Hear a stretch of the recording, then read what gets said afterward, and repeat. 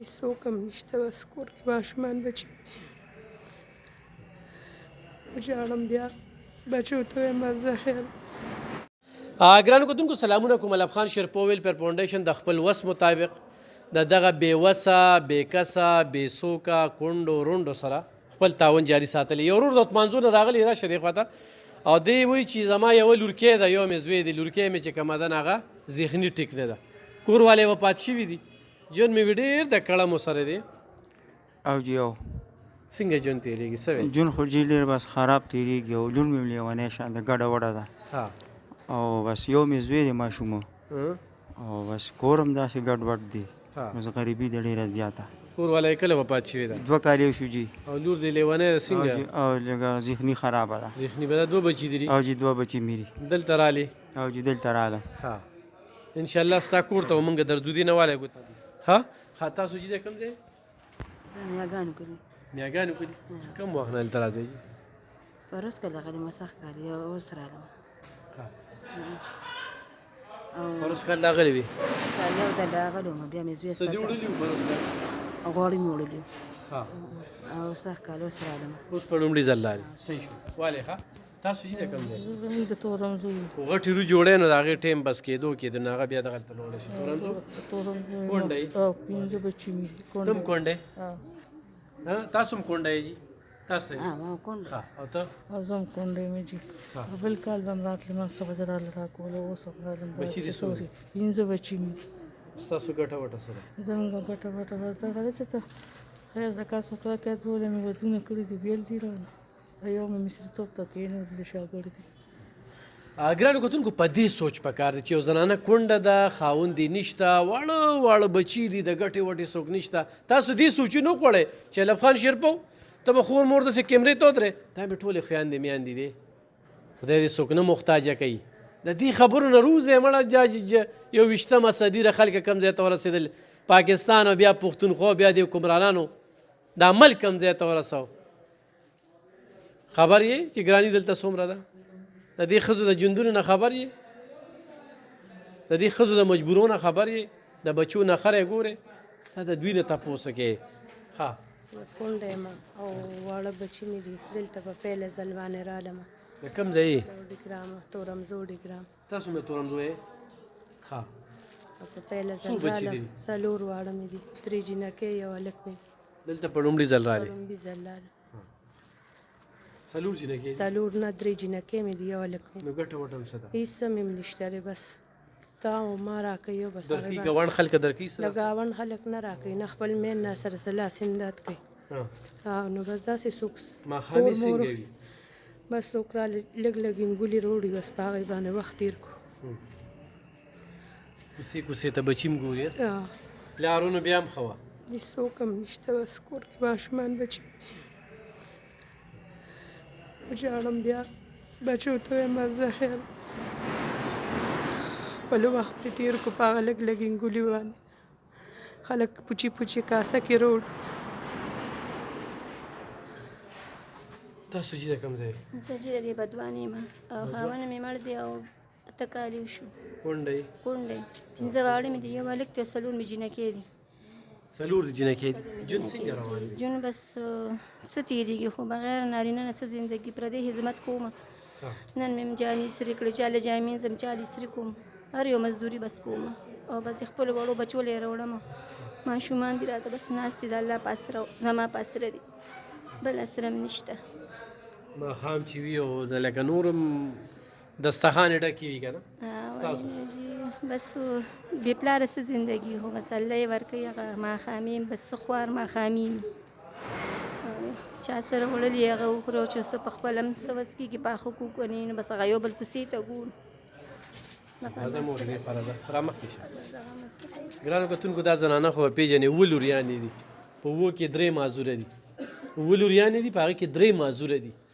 د کلونو راسې دلته راځي چې کله نه ما دا سیسټم روان کړی، خو په هغې کار نه کېږي، دا دوکان په دوکان ګرځي، خیر هم غواړي.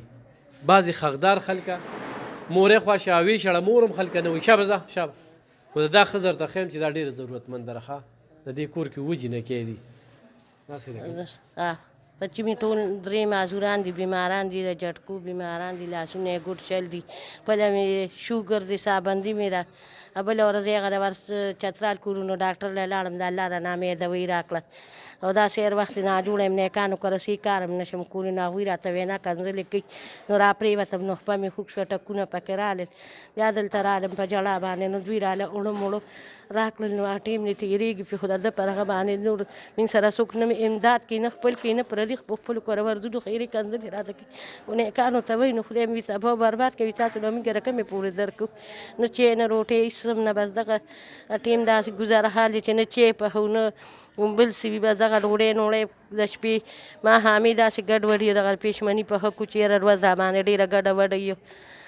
چې دې ځای نه وړه یوسې نو د دې ځای نه وړه یوسو، نو بیا زمونږ هغه ګزاره حال کار روان چې بلې بیا زما لپاره دغلته هلک ته ویلي دي، ما له د ده په دغه د سموسې راکړي، کله پکوړې راکړي، هغه روژه ماتې پرې زمونږ ګزاره حال روان شي. جینکې مې د 8 کسان یو کور، څوک مجبوري ده ډېره زیاته. و جینکې دي یو دا راځه مور یې هغه المدینه سویټس والا زه ذکر کوم که نه، نو دې مور له چې څه ورکوي نو په هغې زه د صفت خلکه دي مو صفت یې کوم هم راځه دی خوا تاسو نوخار یم. دا ګوره دا زنانه د نوخار ده، د څو کالونه دلته راځي؟ دا 3 کال شو. څو بچي دي؟ 2. خاوند یې کله مړ؟ دا اختر کې به 10 کاله پوره شي، غټ اختر کې. دې 10 کاله کې تا جون ولې نه جوړو چې دونه پونتون ته وکړو؟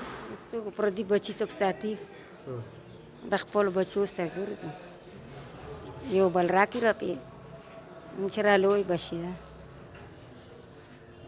صحیح راځه تاسو جی. زمون غریبي د خاوند مې کباړ کار کوي، 2 بچي مې دي، د خدمت په کور کې یم. څو کالونه دلته راځي؟